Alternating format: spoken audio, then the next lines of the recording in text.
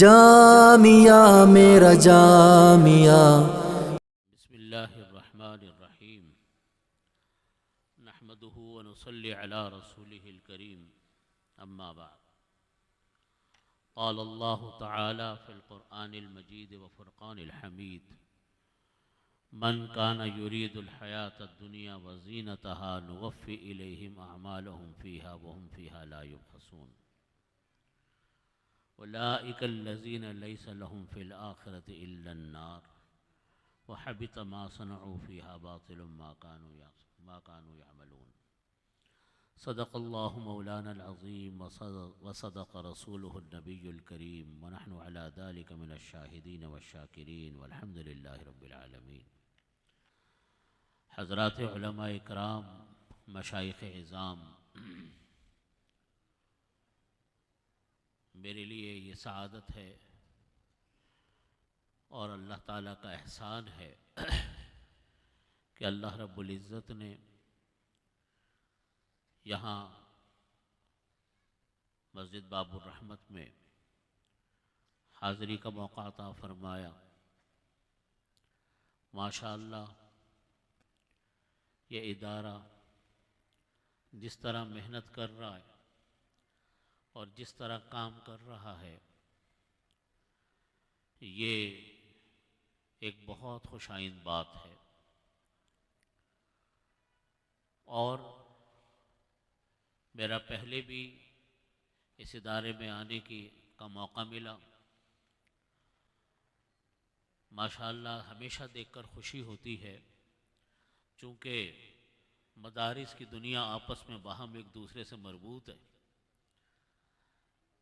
اور سب کو ایک دوسرے کی ماشاءاللہ خبر رہتی ہے، تو بڑی نیک نامی کے ساتھ اس ادارے کا نام سننے میں آتا۔ اللہ رب العزت اس ادارے کے تمام حضرات کو،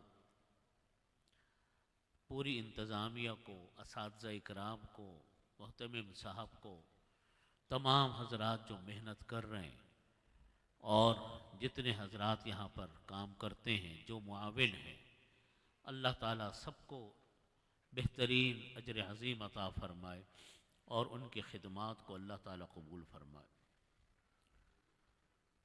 ہمارے مدارس جتنے بھی ہیں، سب اپنے اپنے دائرہ کار میں رہتے ہوئے اس قدر دین کی خدمت کر رہے ہیں کہ آج الحمدللہ ثم الحمدللہ پوری دنیا میں مدارس کا جو نصاب اور نظام ہے، پاکستان ان میں دنیا میں نمبر 1 پر ہے، اور جہاں کہیں بھی دنیا میں جانے کا موقع ملتا ہے یا وہاں کے باہر کے لوگ پاکستان آتے ہیں، تو جو چیز سامنے نظر آتی ہے اس سے بہت حوصلہ ملتا ہے۔ وہ یہ کہ نبوت کے طریقے پر، نبی کریم صلی اللہ علیہ وسلم کے بتائے ہوئے طریقے پر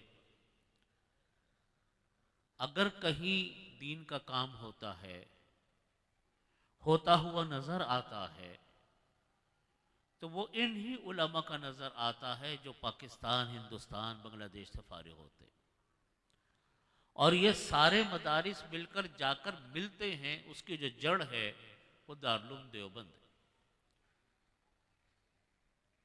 اس میں کوئی شک نہیں، ہمارے مدارس کے علماء اور فضلاء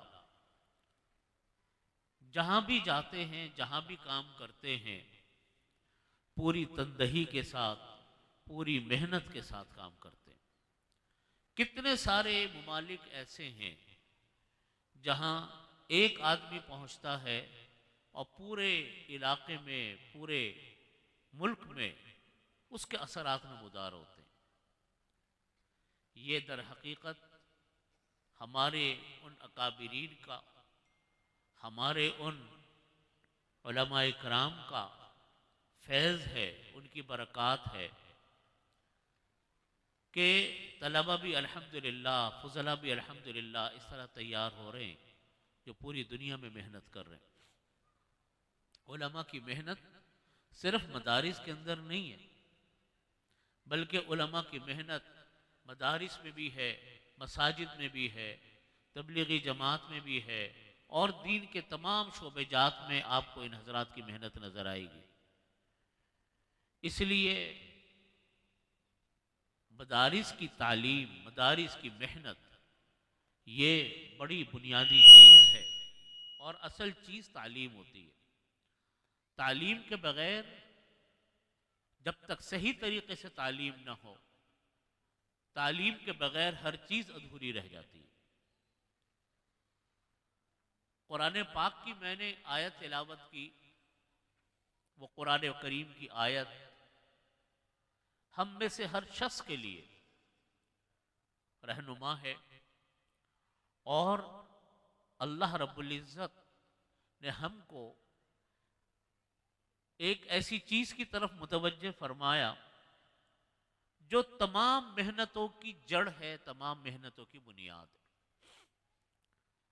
اللہ رب العزت کلام پاک میں فرماتے ہیں کہ من کان یرید الحیات الدنیا وزینتها نوفی الیہم اعمالہم فیہا وہم فیہا لا یبخسون، کہ جو کوئی انسان دنیا کی زیب و زینت کا ارادہ کرتا ہے، ہر چیز میں اس کو دنیا چاہیے، نعمتیں بھی دنیا کی چاہیے، شہرت بھی دنیا کی چاہیے، مال و متاع بھی دنیا کا چاہیے، آخرت اس کے ذہن کے اندر نہیں ہوتی کہ میں کوئی کام آخرت کے لیے کر رہا ہوں۔ اللہ رب العزت فرما رہے ہیں کہ من کان یرید الحیات الدنیا وزینتہا، جو انسان دنیا کی زندگی کا ارادہ کرتا ہے، اس کی زیب و زینت کا ارادہ کرتا ہے، نوفی الیہم اعمالہم فیہا وہم فیہا لا یبخسون، تو ہم اس کے اعمال کا پورا پورا بدلہ دنیا میں دے دیتے ہیں، اور اس میں کوئی کمی نہیں کی جاتی۔ جیسی نیکی کرو گے، جیسا کام کرو گے، چونکہ دنیا چاہتے ہو نا، آخرت تو چاہ نہیں رہے، لہٰذا اللہ تعالیٰ تم کو دنیا میں ان تمام اچھے اعمال کا بدلہ پورا کر دیں گے۔ قرآن کریم میں اللہ صاف صاف فرما رہے ہیں وَهُمْ فِيهَا لَا يُبْخَسُونَ، اس میں کوئی کمی نہیں کی جائے گی۔ جیسی نیکی کرو گے، جیسے اچھا کام کرو گے، وہ ساری نیکیوں کا بدلہ تمہیں دنیا میں مل جائے گا۔ اللہ اکبر، چونکہ دنیا ہے، آخرت پیش نظر نہیں ہے۔ آگے اللہ رب العزت اگلی آیت میں فرماتے ہیں اولئک الذین لیس لہم فی الآخرۃ الا النار، یہ وہ لوگ ہوتے ہیں جن کا آخرت میں کوئی حصہ نہیں ہوتا سوائے دوزخ کے، ان کو آخرت میں کچھ بھی نہیں ملے گا، کیونکہ ہر کام دنیا کے لیے، ہر عمل دنیا کے لیے، دنیا کا پیسہ مل جائے، دنیا کی شہرت مل جائے، دنیا میں یہ فائدہ مل جائے، دنیا میں وہ فائدہ مل جائے، ہر چیز کے پیچھے دنیا، آخرت ان کی لسٹ میں نہیں۔ ہر عمل، دین کا عمل بھی دنیا کے لیے کر رہے ہیں۔ اللہ تعالیٰ فرما رہے ہیں کہ اولئک الذین لیس لہم فی الآخرۃ الا النار، یہ وہ لوگ ہیں جن کا آخرت میں کوئی حصہ نہیں ہوتا سوائے دوزخ کے۔ وحبط ما صنعوا فیہا، وحبط ما صنعوا فیہا وباطل ما كانوا یعملون، اور جو انہوں نے کیا ہوتا ہے عمل، وہ سارے کے سارے اعمال باطل ہو جاتے ہیں، اللہ کے نزدیک اکارت ہو جاتے ہیں۔ وحبط ما صنعوا فیہا، جو دنیا میں انہوں نے اعمال کیے ہوتے ہیں سب اکارت ہو جاتے ہیں۔ اور فرمایا کہ وباطل ما كانوا یعملون، اور جو کچھ انہوں نے دنیا میں کیا ہوتا ہے نیکیاں، سب اللہ کے نزدیک بیکار ہیں، کوئی حیثیت اللہ کے نزدیک وہ ان کے اعمال کی نہیں ہوتی۔ یہ آیت کلام پاک کی ہم میں سے ہر شخص کو پیش نظر رکھنی چاہیے کہ دیکھیے دنیا میں نیکیاں جو ہوتی ہیں نا، ہم جو نیکیاں کرتے ہیں، اس نیکی کی بنیادی شرط دو ہیں، ایک اخلاص اور دوسرا عمل سنت کے مطابق، تو اللہ تعالیٰ نیکیوں کا عمل عطا فرماتے ہیں۔ اخلاص کا مطلب یہ ہے کہ ہر عمل اللہ کے لیے، ان صلاتی و نسکی و محیایا و مماتی للہ رب العالمین، ہر عمل کی بنیاد یہ، ان صلاتی و نسکی، بے شک میری نمازیں، میری عبادات، و محیا و مماتی، میرا جینا میرا مرنا اللہ رب العزت کے لیے، ہر عمل اللہ کے لیے، کوئی کام دنیا کے لیے نہیں۔ دنیا کے لیے کرو گے اللہ بدلہ ضرور دیں گے، دنیا کا بدلہ اللہ دنیا میں برابر کر دیں گے، لیکن آخرت سے خالی ہاتھ جاؤ گے۔ وَحَبِطَ مَا صَنَعُوا فِيهَا بَاطِلٌ مَا كَانُوا يَعْمَلُونَ، جو کچھ دنیا میں کیا ہوگا سب ساقط ہو جائے گا، ہاں دنیا میں بدلہ پورا مل جائے گا۔ اس لیے ہر عمل اللہ کے لیے کرنے کی عادت، یہ بنیاد ہے۔ قرآن پاک کی یہ آیت ہم سب کو، دین کا کام کرنے والوں کو، دنیا کا کام کرنے والوں کو، یہ بتاتی ہے، یہ کلام پاک کی آیت، کہ دیکھو ہر عمل میں اللہ کی رضا کو پیش نظر رکھو۔ اور حضرت تھانوی رحمۃ اللہ علیہ کے میں مواعظ میں پڑھ رہا تھا، حضرت نے لکھا کہ اصلاح نیت یہی تو بنیادی چیز ہے۔ فرمانے لگے کہ ان اعمال، فرمایا حضرت تھانوی رحمۃ اللہ علیہ نے کہ دیکھو انما الاعمال بالنیات، یہ جو فرمایا کہ نیت کا مدار، اعمال کا مدار نیت کے اوپر ہے، اخلاص کے اوپر ہے، فرمایا بات تو چھوٹی سی ہے، لیکن یہ نیت انسان کو کہ دنیا کی کایا پلٹ کرنے والی چیز ہے، نیت انسان کی۔ حضرت نے لکھا کہ دیکھو قتل کتنا بڑا گناہ ہے، اگر قتل عمد ہو، جان بوجھ کر کسی کو قتل کرنا، کتنا بڑا عظیم گناہ، جس کے اوپر اللہ تعالیٰ فرماتے کہ اللہ کی لعنت اس کے اوپر، اللہ کا غضب اس کے اوپر، ہمیشہ دوزخ میں رہے۔ لیکن اگر قتل خطا ہو، قتل خطا کا مطلب ہے غلطی سے کوئی گولی چل گئی، کسی کی جان چلی گئی، گاڑی چلا رہا تھا، اچانک کوئی سامنے آ گیا اور خدا نخواستہ کسی سے ٹکر ہو گئی اور حادثہ پیش آ گیا، جان چلی گئی، یہ قتل خطا ہے۔ فرمایا کہ اس میں بہت ساری صورتیں وہ ہوتی ہیں جو انسان کی نیت کے اوپر موقوف ہوتی ہیں۔ کوئی آدمی کہہ دے نہیں میرے سے تو گولی میں نے نہیں چلائی، جان بوجھ کر غلطی سے چل گئی، یہ انسان کی نیت تو دنیا کی کایا پلٹ کر دیتی ہے۔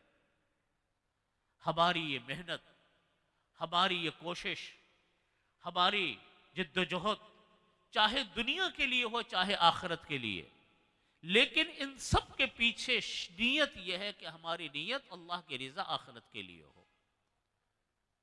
اگر ہم نے ہر چیز میں دنیا کو پیش نظر رکھا، اگر ہم نے ہر چیز میں دنیا کی دولت، دنیا کی شہرت، پڑھنا بھی دنیا کے لیے، کام بھی دنیا کے لیے، محنت بھی دنیا کے لیے، اللہ تعالیٰ دنیا میں ہمارا سارا کام پورا کر دیں گے، شہرت بھی مل جائے گی، دولت بھی مل جائے گی، نام بھی ہو جائے گا، لیکن اللہ تعالیٰ فرماتے ہیں کہ ان کا آخرت میں سوائے دوزخ کے کوئی حصہ نہیں، کیونکہ اتنی دنیا، ان کی دنیا ان کے نزدیک اتنی قابل ترجیح ہے کہ اللہ نے کے لیے ان کے پاس عمل کرنے کا کوئی موقع نہیں۔ حدیث شریف میں فرمایا نبی کریم صلی اللہ علیہ وسلم نے کہ جب اللہ تعالیٰ دوزخ کو دہکائیں گے تو عالم کو لایا جائے گا، پوچھا جائے گا کہ بتاؤ تم نے کون سا عمل کیا، وہ کہے گا یا اللہ علم دین کی خدمت کی۔ اللہ تعالیٰ فرمائیں گے کہ تم نے اس لیے کی تھی کہ لوگ تم کو عالم کہیں، جیسا چاہا ہم نے ایسا تمہیں دے دیا، اب ہمارے پاس خالی ہاتھ آئے۔ اسی طرح فرمایا کہ قاری کو بلایا جائے گا، مختلف نام آپ نے لیے ان کو بلایا جائے گا، اور ان کو یہ کہا جائے گا کہ یہ تمہارا عمل در حقیقت دنیا کے لیے تھا، دین کے لیے نہیں تھا۔ فرمایا کہ انہی قسموں کے لوگ، شہید کے بارے میں آتا ہے جس نے راہ جہاد میں شہادت حاصل کی، اس کو بھی بلا کر یہی کہا جائے گا کہ تم نے اس لیے شہادت لی تھی کہ تاکہ تمہارا نام ہو، تاکہ لوگ تم کو بہادر کہیں، جری کہیں، لہٰذا جو تم نے چاہا ہم نے تم کو دنیا میں دے دیا، ہمارے پاس خالی ہاتھ آئے۔ اس لیے یہ قرآن پاک کی یہ آیت ہم میں سے ہر شخص کے لیے ایک نمونہ ہے، ایک سوچنے کی دعوت دیتی ہے۔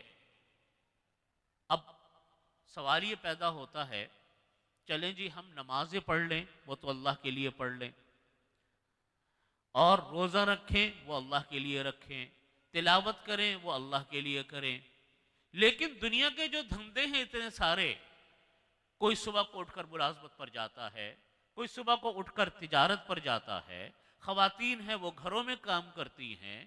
یاد رکھیے قرآن پاک کی یہ جو آیت ہم نے پڑھی، من کانا یرید الحیات الدنیا وزینتہا، یہ تو یہ بتا رہی ہے کہ ہر کام تم نے دنیا کے لیے کیا، لیکن میں آپ کو دو چیزیں ایسی عرض کرتا ہوں جو آپ اور ہم اگر اس کے مطابق عمل کریں، اللہ تعالیٰ اس دنیا کی ساری محنتوں کو ہمارے لیے آخرت کی محنت بنا دیں گے۔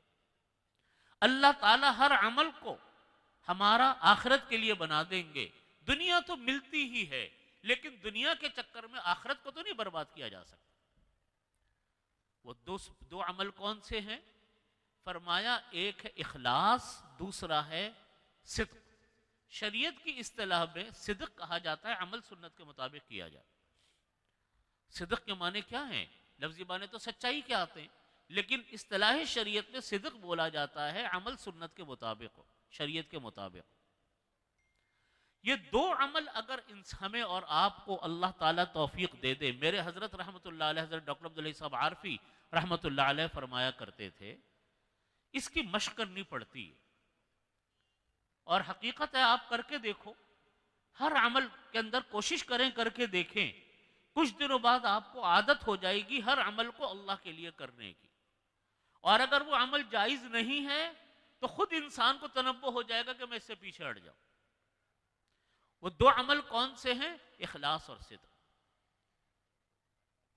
دیکھیے امام بخاری رحمۃ اللہ علیہ نے آخری جو باب قائم کیا وزن اعمال کے حوالے سے، آخری حدیث بخاری شریف کی، کلیمتان حبیبتان للرحمن ثقیلتان فی المیزان خفیفتان علی اللسان سبحان اللہ وبحمدہ سبحان اللہ العظیم، اس میں امام بخاری رحمۃ اللہ علیہ نے جو باب قائم کیا، ان اعمال بنی آدم وقولہم یوزن، فرمایا کہ بنی آدم کے اعمال اور اس کے اقوال کا وزن کیا جائے گا۔ اعمال کا بھی وزن ہوگا، میں جو کام کر رہا ہوں اس کا بھی وزن ہوگا، میں جو بول رہا ہوں، یہ جو اس وقت میں بات کر رہا ہوں، اس کا بھی اللہ کی بارگاہ میں وزن ہے کہ بات کس نیت سے کر رہا ہے، کس طریقے سے کر رہا ہے۔ ہر چیز کا وزن ہے، کثرت کا اعتبار نہیں کہ کام کتنے کرے اس نے، یہ نہیں، بلکہ اللہ کے ہاں مقبول عمل کتنا وزنی ہے اس کے ہاں۔ بعض اوقات ایک عمل اللہ کی بارگاہ میں ہوتا ہے، لیکن وہ ایک عمل انسان کو جنت میں پہنچا دیتا، ایک عمل ہے۔ اعمال تو 100 ہیں، ہزاروں ہیں، لیکن اللہ کے نزدیک کوئی حیثیت نہیں، ہباء منصورا، بالکل بیکار، اللہ کے نزدیک قیمت نہیں ہے اس کی۔ اس کو قرآن کریم نے یوں فرمایا کہ قل هل ننبئکم بالاخسرین اعمالا، اے نبی صلی اللہ علیہ وسلم کہ ہم آپ کو نہ بتلائیں کہ کون انسان اعمال کے اعتبار سے آخرت میں خسارے میں ہوگا۔ قل هل ننبئکم بالاخسرین اعمالا الذین ضل سعیہم فی الحیاۃ الدنیا وهم يحسبون انہم یحسنون صنعا وهم يحسبون انہم یحسنون صنعا۔ اے نبی صلی اللہ علیہ وسلم کیا ہم آپ کو نہ بتلائیں کون انسان اعمال کے اعتبار سے خسارے میں ہوگا؟ الذین ضل سعیہم فی الحیاۃ الدنیا، یہ وہ لوگ ہوں گے جنہوں نے اپنی دنیا کی زندگی کو اکارت کر دیا، برباد کر دیا، ضائع کر دیا۔ وہم یحسبون، اور وہ یہی سمجھتے رہے، انہم یحسنون صنعا، کہ بڑے اچھے اچھے نیک کام کر رہے ہیں۔ اللہ کے نزدیک دمڑی کی قیمت نہیں اس کی، اللہ کے نزدیک بیکار، اللہ کے نزدیک کوئی صورت نہیں وزن اعمال کی۔ یہ کتنی ہم لوگوں کو جھنجھوڑنے والی چیزیں۔ دیکھیے نمازیں تو ہم اگر اپنا حساب کتاب جوڑیں، پورے دن میں فجر کی نماز سے لے کر عشاء کی نماز تک، نوافل بھی آپ جوڑ لو، پورا دن کی اوقات کو جوڑو، 1 گھنٹہ نماز کا بنتا ہے آپ کا، یہی فرض ہے ہمارے اوپر۔ روزے تو روز فرض نہیں ہے، زکوٰۃ بھی روز فرض نہیں ہے، حج تو زندگی میں ایک مرتبہ فرض ہوتا ہے۔ باقی جو 23 گھنٹے میں اور آپ گزارتے ہیں وہ کس نیت سے گزاریں؟ کیا وہ بیکار وقت گزر گیا ہمارا؟ 23 گھنٹے روزانہ اگر ہم دنیا کی بھاگ دوڑ میں لگے اور اللہ کے نزدیک اس کے ہم کوئی قدر و قیمت نہیں، تو بتائیے ہمارا کیا بنے گا؟ یہاں قرآن پاک میں اللہ تعالیٰ نے فرمایا کہ یہ دنیا کی زندگی انسان کی ضائع ہو جاتی ہے۔ امام بخاری رحمۃ اللہ علیہ ترجمۃ الباب قائم فرما رہے ہیں کہ ان اعمال بنی آدم وقولہم یوزن، اعمال بنی آدم اور ان کے اعمال اور ان کے اقوال کا وزن کیا جائے گا۔ یہاں سمجھنے کی بات ہے کہ دو کام ایسے ہیں کہ ہم اور آپ ان دو کاموں کو کر لیں، اللہ کے نزدیک ہمارا وہ عمل دنیا کا کام بھی دین کا کام بن جائے گا، اور ہر عمل پر اللہ نیکی اور اجر عطا فرمائیں گے۔ جو 23 گھنٹے میرے اور آپ کے گزرے دن بھر کی مصروفیت کے، ہر انسان کے مختلف پیشہ مختلف کام، وہ سارا کا سارا کام دین بن جائے گا۔ دو عمل کون سے ہیں؟ ایک اخلاص، دوسرا صدق۔ اخلاص کے معنی ہوتے ہر عمل اللہ کے لیے۔ جب اب ہم یہ کہیں کہ جی ہم تو کام دنیا کا کر رہے ہیں، تو عمل کیسے اللہ کے لیے کریں؟ نہیں، بڑا آسان سا کام ہے۔ ہم اور آپ صبح کو کام کرنے نکلتے، ملازمت کرنے نکلتے، تجارت کرنے نکلتے، اس نیت کے ساتھ نکلے کہ میں یہ کام اللہ کی رضا کے لیے کر رہا ہوں، اس لیے کہ ہر انسان کے ذمے میں اس کو اپنے خاندان کی کفالت ہے۔ نبی کریم صلی اللہ علیہ وسلم نے ارشاد فرمایا طلب کسب الحلال فریضۃ بعد الفریضہ، او کما قال صلی اللہ علیہ وسلم، رزق حلال کا کمانا دیگر فرائض کے بعد فرض۔ دیگر فرائض سے مراد ہے نماز، روزہ، حج، زکوٰۃ، اس کے بعد رزق حلال کا کمانا فرض۔ اب جب ایک آدمی تجارت کرنے نکلا، ایک آدمی ملازمت کرنے نکلا، گھر میں عورتیں گھروں کا کام سنبھالتی ہیں تو کہنے کو دنیا کے دھندے، لیکن آپ اگر یہ دیکھیں کہ اگر یہ کام ہم نہ کریں تو کیا ہوگا؟ ملازمت نہ کریں، تجارت نہ کریں، اپنا کوئی کام دھندہ نہ کریں تو کس طرح زندگی گزرے گی؟ مانگ کر، وہ تو حرام ہے۔ تو جب ہم رزق حلال کو کمانے گئے، یہ اللہ کے نزدیک عبادت ہے، کیونکہ نبی کریم صلی اللہ علیہ وسلم نے فرمایا دیگر فرائض کے بعد یہ چیز فرض ہے۔ آپ صلی اللہ علیہ وسلم کے سامنے جب کوئی مانگنے آتا تھا تو آپ ناراض ہوتے تھے۔ اگر کوئی کام کرنے والا آدمی ہے اور بلا وجہ مانگ رہا ہے، آپ ناراض ہوتے تھے اس کے اوپر۔ کئی واقعات اس کے حدیث میں آتے ہیں۔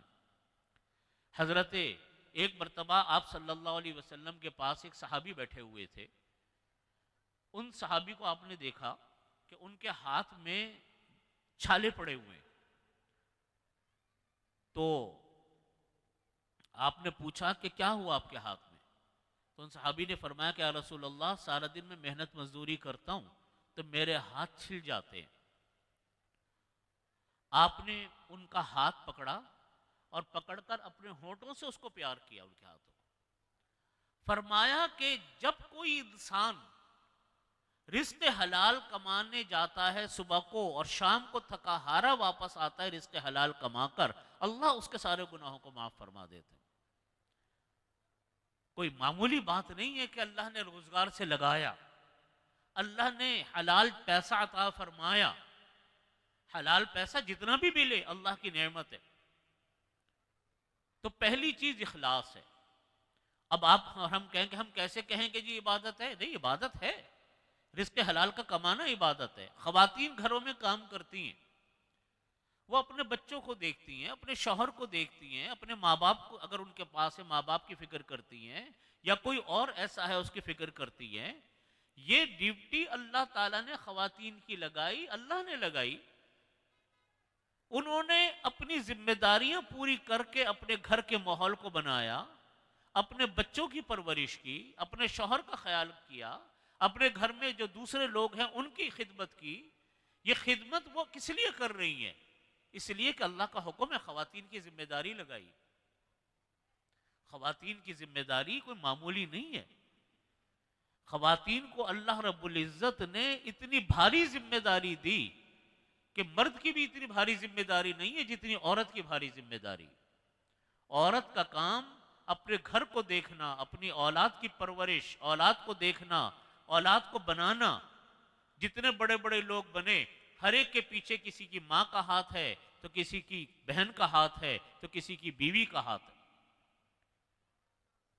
یہ عورت جو گھر میں کام کرتی ہے، عورت خواتین جو گھروں میں خدمت کرتی ہیں، یہ اخلاص کے ساتھ کرتی ہیں، اللہ تعالیٰ اجر عظیم عطا فرماتے ہیں ان کو. کوئی معمولی بات نہیں ہے کہ ایک عورت گھر میں اپنے بچوں کی تربیت کر رہی ہے. اس لیے یہ دین کا کام، پہلی چیز اخلاص. ہمارے حضرت نے تو یہاں تک فرمایا کہ دیکھو ریاکاری جو ہے نا، وہ عموماً معاشرت کے کاموں میں، دین کے دوسرے کاموں میں ریاکاری زیادہ آتی. ایک انسان، میں نے کہا کہ ان صلاتی و نسکی، میری نمازیں، میری عبادات، میرا جینا، میرا مرنا، ہر کام اللہ کے لیے، ہر کام اللہ کے لیے کرو. دیکھو عادت ڈالنی پڑتی ہے. ہمارے حضرت فرماتے تھے زاویہ نگاہ کی تبدیلی کا نام ہے عبادت. میں ایک مثال آپ کو دیتا ہوں. آپ کسی کے ہاں شادی میں گئے، مجھے بتائیے کون آدمی سمجھتا ہے کہ شادی میں جانا عبادت؟ کسی کے ذہن میں آتا ہے کہ ہم شادی میں جا رہے ہیں، ہم عبادت کر رہے ہیں؟ کسی آدمی نے آپ کو دعوت دی کہ جی میرے گھر پہ آج کھانے کی دعوت ہے، آپ آئیے گا، اور آپ چلے گئے. کس کے ذہن میں آتا ہے کہ میں عبادت کرنے جا رہا ہوں؟ یہ ہے زاویہ نگاہ کی تبدیلی. عادت ڈالنی پڑتی ہے. آپ ایک نیت یہ کریں کہ میں شادی میں جا رہا ہوں، میں نہیں جاؤں گا تو اس کو، میرے بھائی کو شکایت ہوگی کیونکہ خاندان کی شادی ہے، دوست کی شادی. ایک نیت یہ ہے کہ میں شادی میں جا رہا ہوں، اس کی خوشیوں میں شامل ہونے جا رہا ہوں. رشتہ دار ہے، صلہ رحمی کرنے جا رہا ہوں، ان کی خوشیوں میں شامل ہونے جا رہا ہوں. اور اللہ کے لیے جا رہا ہوں، مجھے کسی کی تعریف نہیں چاہیے، میں صرف اللہ کے لیے جا رہا ہوں کہ صلہ رحمی کرنے جا رہا ہوں. آپ جائیے شادی میں، اللہ تعالیٰ اجر و ثواب عطا فرمائیں گے، بشرطیکہ کہ وہاں کسی منکر میں شامل نہ ہو. عیادت کرنا، مریض کو پوچھنے جانا، ہمارے بہت کم ذہنوں میں یہ ہوتا ہے کہ ہم کوئی عبادت کرنے جا رہے ہیں. یہ معاشرت کے کام ہے. لیکن حدیث شریف میں فرمایا آقا کریم علیہ الصلوۃ والسلام نے کہ جو کوئی انسان مریض کی عیادت کرتا ہے، جتنی دیر وہ عیادت کرتا ہے مریض کی، اتنی دیر وہ جنت کے باغات میں سے ایک باغ میں ہوتا ہے. آپ جب یہ نیت کریں کہ میں اللہ کے لیے جا رہا ہوں اور کوئی میری نیت نہیں ہے، تو اللہ تعالیٰ وہاں بیٹھنے کو بھی عبادت فرما دیتے ہیں. یہ ہے اخلاص، جس کی وجہ سے انسان کا نام اعمال وزنی بنتا ہے. ہر عمل اللہ کے لیے، اور بڑی آسان چیز ہے، صرف توجہ کی ضرورت ہوتی، عادت کی ضرورت ہوتی. دوسری چیز ہے صدق. صدق کے معنی آتے ہیں ہر عمل کو شریعت کے مطابق کرو، اس کے اندر کوئی ناجائز چیز نہ ہو. اب آپ کی میں نے مثال دی تجارت کی، میں نے مثال دی ملازمت کی. آپ دکان پر بیٹھے، کاروبار کرنے بیٹھے، ملازمت کرنے گئے، اس کو دیکھو کہ ہم وہاں پر کوئی ناجائز کام تو نہیں کر رہے. سب سے پہلی چیز، جتنا وقت ڈیوٹی کا مقرر ہے پورا وقت ڈیوٹی کو دیا. نمبر ایک، اس کے اندر کوئی شریعت کے احکامات ہیں وہ ہمیں اور آپ کو معلوم ہونے چاہیے. یہ شریعت کے احکامات یہ ہیں. جب ہمارا تجارت میں ہم جا کر تجارت جائز طریقے سے کریں، ناجائز چیزوں کو ختم کریں، وہ دو عمل جب ہم یہ کر لیں گے، اللہ تعالیٰ دنیا کے بھی سارے کاموں کو دین کا کام بنا دیں گے. یہی مثال زندگی کے ہر بر ہے. اگر کوئی کام ہی ناجائز ہے وہ ٹھیک ہے، دائرے سے باہر ہو گیا، وہ ناجائز ہے. ملازمت کا کام ہے، اگر ہم نے ملازمت کی 8 گھنٹے کی معاہدہ ہے، ملازمت کی 6 گھنٹے، یا ٹائم ہم نے غلط لکھا، جھوٹ بولا، حضرت مفتی شفیع صاحب رحمۃ اللہ علیہ نے لکھا یہ وقت کی چوری ہے، اور وقت کی چوری اسی طرح حرام ہے جیسے مال کی چوری حرام ہے. یہ اسی طرح حرام ہے جس میں آج ہمارا پورا معاشرہ مبتلا ہوتا ہوا نظر آتا ہے۔ کاروبار میں جھوٹ نہ بولیں، ملازمت میں جھوٹ نہ بولیں، جھوٹی قسمیں نہ کھائیں، جھوٹے وعدے نہ کریں۔ آپ دیکھیے انسان کو کتنا اجر و ثواب عطا فرماتا۔ حدیث شریف میں آپ صلی اللہ علیہ وسلم نے جہاں بڑے بڑے اعمال کا ذکر کیا، وہ ایک عمل یہ فرمایا کہ ایک عمل عفت فی طعمۃ، کہ کھانے میں پاکیزگی اختیار کرو، لقمہ حرام سے بچو، حلال آمدنی گھروں میں لے کر آؤ۔ تو یہ دو عمل میں ہیں، ایک اخلاص اور دوسرا طریقہ سنت کے مطابق۔ آپ اور ہم مل کر جب اس کی عادت ڈالیں گے تو یہ جو میں نے کلام پاک کی آیت پڑھی، انشاءاللہ اس سے ہماری اور آپ کی بچت ہو جائے گی۔ من کان یرید الحیات الدنیا وزینتہا، جو انسان دنیا کی بس خواہشات میں لگا پڑا ہے، دنیا کی زیب و زینت چاہتا ہے، آخرت اس کے نظر میں نہیں ہے، کہتا تو ہے زبان سے میں آخرت کے لیے کر، لیکن عمل خواہش اس کی یہی ہے کہ دنیا پوری میرے ملے۔ نوفی الیہم اعمالہم فیہا وہم فیہا لا یبخسون، اس کو ہم دنیا میں حساب کتاب پورا برابر کر کے دے دیں گے۔ دیکھو کافر ہے، غیر مسلم، جس کو اللہ تعالیٰ سخت ناپسند فرماتے ہیں، اللہ کے نزدیک بدترین سب سے بڑا کبیرہ گناہ اللہ کے ساتھ شرک کرنا ہے، اللہ پر ایمان نہ لانا ہے۔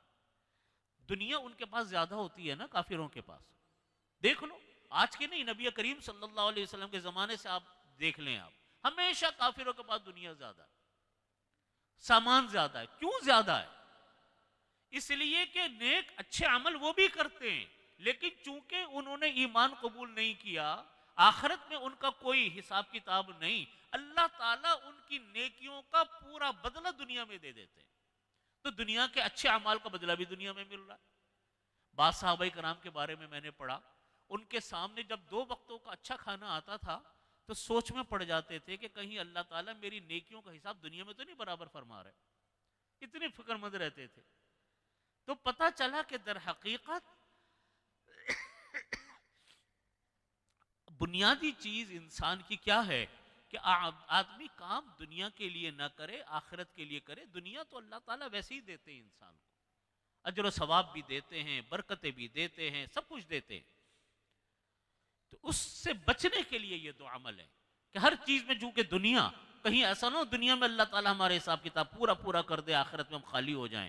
اس سے بچنے کے لیے یہ 2 عمل ہے جو میں نے عرض کیے، ایک اخلاص، دوسرا صدق۔ اللہ تعالیٰ مجھے بھی عمل کی توفیق عطا فرمائے، آپ کو بھی۔ اور میں نے جیسے اپنے شیخ کی بات آپ کے سامنے عرض کی، حضرت ڈاکٹر عبدالحی صاحب عارفی رحمۃ اللہ علیہ کی، کہ حضرت فرماتے تھے اس کی عادت ڈالنی پڑتی، ہر عمل سے پہلے رک جاؤ۔ حضرت نے تو یہاں تک لکھا، عجیب بات بیان کی حضرت نے کہا کہ دیکھو تم گھر میں جب جاتے ہو، چھوٹا بچہ آتا ہے نا، وہ بھی منتظر ہے کہ باپ آئے گا، باپ بھی بچے سے ملنے کا منتظر ہے۔ جیسے ہی گھر میں پہنچے بچہ لپک کر آیا آپ کے پاس، حضرت نے فرمایا کہ 1 سیکنڈ کے لیے یہ تصور کر لو کہ میرے آقا کریم علیہ الصلوۃ والسلام اپنے بچوں سے بے تحاشا محبت فرماتے تھے۔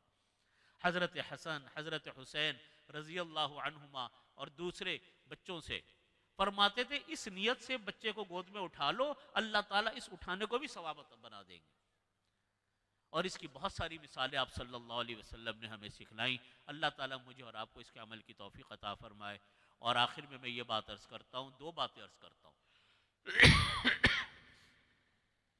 وہ یہ کہ اتنے بڑے بڑے ماشاءاللہ ادارے اللہ نے بنائے، ماشاءاللہ اتنے دین کا کام ان اداروں میں ہو رہا ہے، اور یہ ہمارے پاکستان کو اللہ تعالیٰ نے یہ ترہ امتیاز عطا فرمایا کہ ہر محلے میں الحمدللہ مسجد ہیں، علماء ہیں، مدارس ہیں۔ ان اداروں کا تعاون کرنا یہ تمام اہل محلہ کی ذمہ داری۔ تعاون صرف مال سے نہیں ہوتا، تعاون مال سے بھی ہوتا ہے، اور اصل تعاون یہ کہ آپ اپنے بچوں کو ان اداروں سے وابستہ کریں، اپنے بچوں کو بھیجیں، آپ کے بچے بھی ان مدرسوں میں پڑھنے آئیں تاکہ ان کا بھی اخلاق صحیح ہو، ان کا کردار صحیح ہو، قرآن ان بچوں کو پڑھنا آئے، فرائض اسلام سے بچے واقف ہوں، تب اصل تعاون ہوتا ہے۔ تیسرا تعاون ہوتا ہے ان کی حوصلہ افزائی کر کے۔ اس لیے اپنے علاقے کے لوگوں کو اپنے مسجد کے ساتھ، مدرسوں کے ساتھ آپ جوڑیں، انشاءاللہ آپ کے گھروں میں بھی اس کی برکتیں آئیں گی، اور آپ کے گھروں میں بھی اس کے انوارات آئیں گے۔ دوسری بات یہ ہے کہ عملی طور پر اعمال کے لحاظ سے ہر انسان کے اوپر لازم ہے کہ اللہ کے دین کو سیکھنا، اللہ کے دین کو دوسروں تک پہنچانا۔ یہ ہر انسان، نبی کریم صلی اللہ علیہ وسلم نے یہ کام فرمایا۔ جبریل امین علیہ الصلوۃ والسلام کلام پاک لے کر آتے، آپ ان سے پڑھتے اور پھر آگے صحابہ کرام کو سکھاتے۔ صحابہ کرام نبی کریم صلی اللہ علیہ وسلم سے پڑھتے، نبی کریم صلی اللہ علیہ وسلم سے سیکھنے کے بعد صحابہ کرام دوسروں کو سکھاتے۔ یہی تعلیم و تعلم کا کام ہے۔ یہ تعلیم و تعلم کا کام جس طرح مدارس کرتے ہیں، ہماری تبلیغی جماعت ماشاءاللہ پوری دنیا میں کام کرتی، ان جگہوں پر کام کرتی ہے جن جگہوں کے اوپر دنیا اس کو عیاشی کے لحاظ سے دیکھتی ہے۔ اگر آپ جا کر دیکھیں تو وہاں پر آپ کو اپنی جماعت کا کام بہت بڑے پیمانے پر نظر آئے گا، دنیا کے ہر خطے میں نظر آئے گا۔ میرے والد ماجد حضرت مفتی محمد رفیع عثمانی صاحب رحمۃ اللہ علیہ یہ بات بہت اپنی بیان میں بھی فرماتے تھے، نجی مجلسوں میں بھی فرماتے تھے کہ اللہ نے تبلیغی جماعت کے اندر بہت خیر رکھی، بہت خیر رکھی، اور اس میں کوئی شک نہیں کہ آپ دنیا بھر میں کام دیکھیں، پاکستان میں کام دیکھیں تو ماشاءاللہ تبلیغی جماعت کا کام پوری دنیا میں آپ کو نظر آئے گا اور بہت بڑے پیمانے پر نظر آئے گا، اور ایسا کام نظر آئے گا جس کا اثر عامت الناس کے اوپر نظر آتا ہے، عام لوگوں پر اس کا اثر نظر آتا ہے۔ اس لیے میں اپنے تمام بھائیوں سے یہ بات عرض کرتا ہوں کہ کچھ نہ کچھ وقت جماعت میں ہر انسان کو لگانا چاہیے، تبلیغی جماعت میں انسان کو وقت بھی لگانا چاہیے اور محنت بھی کرنی چاہیے، ہر سطح پر محنت کرنی چاہیے۔ دین کا کام ہے، جتنے لوگ دین کا کام کرتے ہیں وہ در حقیقت ہمارا ہی کام ہے، ہم سب ایک دوسرے کا کام کرتے ہیں۔